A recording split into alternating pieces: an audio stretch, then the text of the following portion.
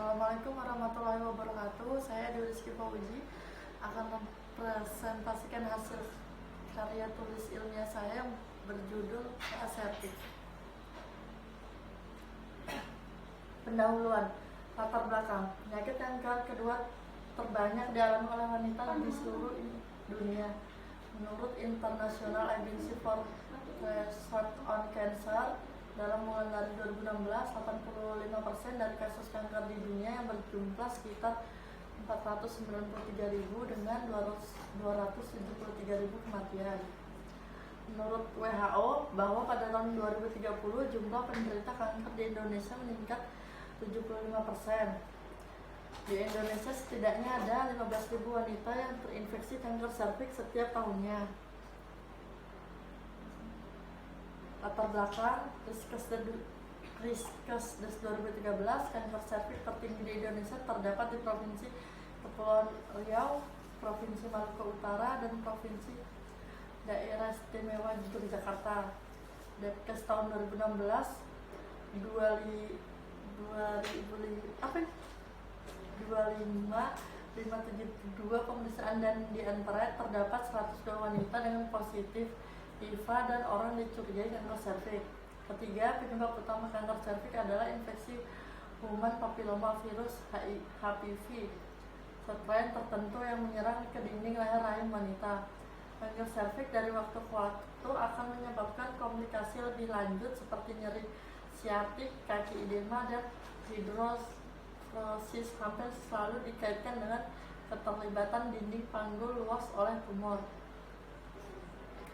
Latar belakang, masalah keperawatan yang sering muncul pada klien dengan kanker serviks adalah nyeri akut, defisit nutrisi, ansietas, gangguan mobilitas fisik, resiko ketidakseimbangan cairan, resiko infeksi, dan defisit pengetahuan. Terus ada Morita dan kawan-kawan 2016 di Rumah Sakit Abdul Wahab Sarani Samarinda tahun 2016 yang diambil dari bulan Juli hingga Agustus, ditemukan 48 kasus kanker serviks stadium lanjut dengan distribusi yang paling banyak mengalami kanker serviks yaitu pada usia 45-49 tahun. Berdasarkan uraian di atas, penulis ingin mendapatkan gambaran pelaksana asuhan keperawatan pada pasien dengan kanker serviks stadium 3 di ruang mawar nifas Rumah Sakit Umum Abdul Wahab Sarani Samarinda, Kalimantan Timur.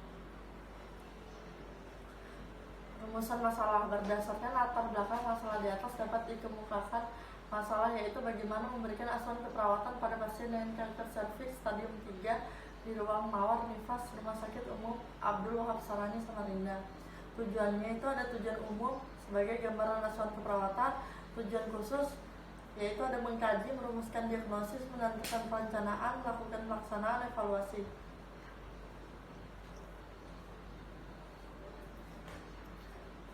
Manfaat teoritis bagi ilmu pengetahuan, referensi dan informasi dapat meningkatkan dan mengembangkan pengetahuan.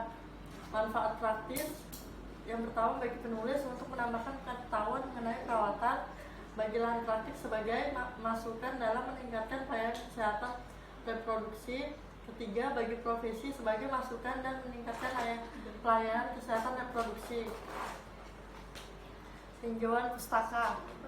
Definisi karsinoma ialah keganasan pada tumor epitel yang menyebabkan oleh neoplasma. Neoplasma merupakan kelainan pertumbuhan sel di dalam tubuh yang ditandai dengan perkembangan sel baru abnormal bersifat merusak atau karsinogen. American Cancer Society. Penyakit kanker serviks merupakan kanker yang terjadi pada serviks uterus, suatu daerah pada organ reproduksi wanita yang merupakan pintu masuk ke arah rahim yang terletak antara rahim uterus dengan liang senggama vagina.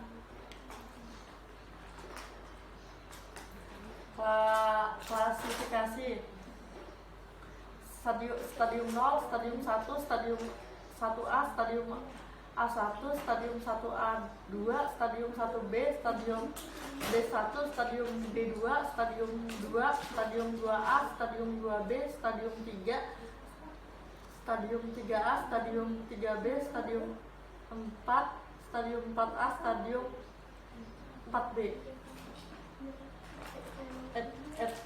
etiologinya HPV, hubungan papilomavirus. Yang pertama, yang kedua itu merokok. Yang ketiga, hubungan seksual pertama dilakukan pada usia dini. Yang keempat, berganti-ganti pasangan seksual. Kelima, menikah dengan wanita yang menderita kanker serviks. Keenam, gangguan sistem kekebalan tubuh, pemakaian pil KB, infeksi herpes, genitalias atau infeksi chlamydia menahun. Tanda gejala, tanda dini kanker serviks kebanyakan tidak menimbulkan gejala, akan tetapi dalam perjalanannya akan menimbulkan gejala seperti keputihan yang makin lama makin berbau akibat infeksi dan nekrosis jaringan. Pada tahap lanjut, keluhan berupa sarwono, cairan pervagina yang berbau busuk, nyeri panggul, pinggang atau pinggul, sering berkemih, buang air kecil atau air besar yang sakit. Nur Arif dan Kusuma 2016.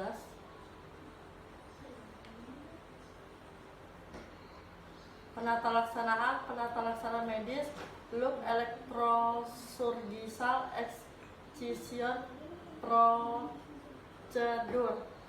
Itu ada yang pertama pembedahan laser, kedua radikal histerektomi, ketiga terapi radiasi internal dan eksternal, keempat kemoterapi.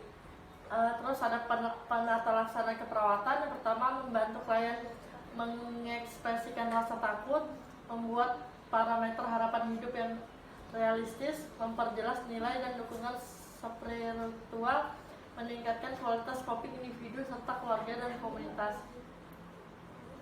Deteksi dini kanker serviks itu bisa dilakukan dengan IVA, inspeksi visual dengan asam asetat.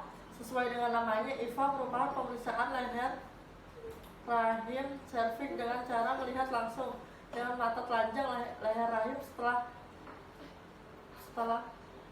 memulas leher rahim dengan larutan asetat 3-5%. Terus yang kedua ada tes pap smear. Pemeriksaan pap smear dilakukan ketika wanita tidak sedang masa